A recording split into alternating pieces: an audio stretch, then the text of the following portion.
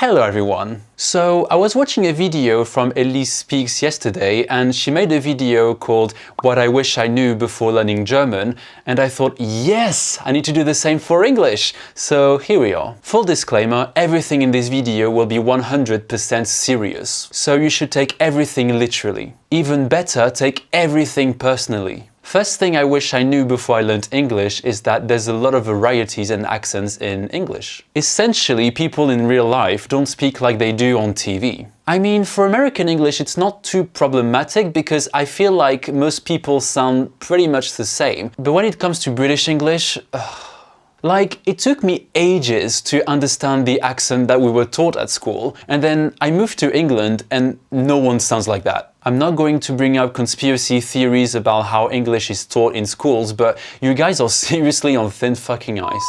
Something that I've learned since I've moved to the UK is that people's accents are usually influenced by so many different other accents. It's actually quite rare to find two people that sound exactly the same. Even me, I feel like my accent has some influences from American English, maybe a tiny bit of Australian English, but obviously my accent mostly leans towards British English. And I'm sure in the comment section someone will say, but you don't sound British at all. Oh yeah? Well, you guys don't sound like the British English we taught in school, so what's your point? Number 2, you'll suck at English for a few years until you get decent. Obviously, I'm kind of exaggerating, but I get really annoyed when I hear about programs or companies that claim you can learn a language in like a few months, which is completely bullcrap because you just can't. It takes a lot of experience, a lot of exposure to the language to be really comfortable and be a smooth speaker of English. I'm not saying that to demotivate you, of course, I just want you to have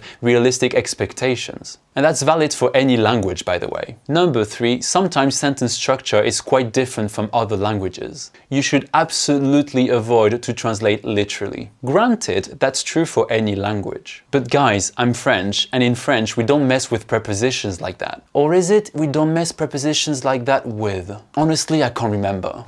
And speaking of prepositions, sometimes they're kind of okay to mix up. Like, for example, if you say, I'm in the bus instead of saying, I'm on the bus. Like, people will get it, right? But try saying, you're on my face instead of in my face. Just try it, you'll see. Number 4, it's not an easy language to learn at all. While verb conjugation can seem easy at first, can we talk about phrasal verbs for a second? Why would you guys put together two words which separately have their own meaning, but when put together, their meaning is completely different? Let's take as an example the phrasal verb hold up.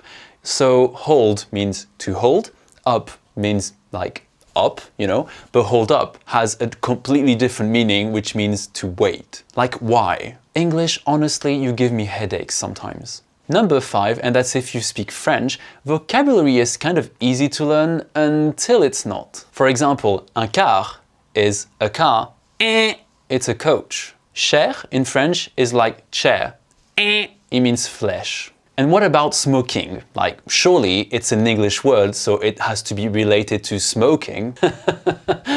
You're cute. It's actually a tuxedo. I think you get the point by now. Number 6. In the UK, and I think in most English-speaking countries, people don't speak your native language. Okay, if you speak German, French or Spanish, they might know some words from GCSE, but except from saying bonjour or comment tu t'appelles, they won't be able to help. Sorry, you're gonna have to try English. Number 7. English-speaking people don't tend to be appreciative of the effort you put into learning English. Have you noticed this trend on YouTube where an English or an American person speaks maybe Chinese, Japanese or Korean to a native speaker?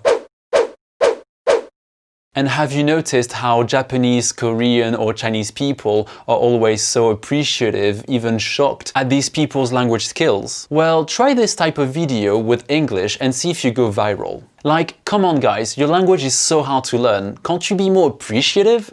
Alright everyone, so that's it for this video. I hope you didn't actually take it literally, contrary to what I suggested at the beginning of the video. And if you did like this video, please consider subscribing and like this video, and I will see you next week.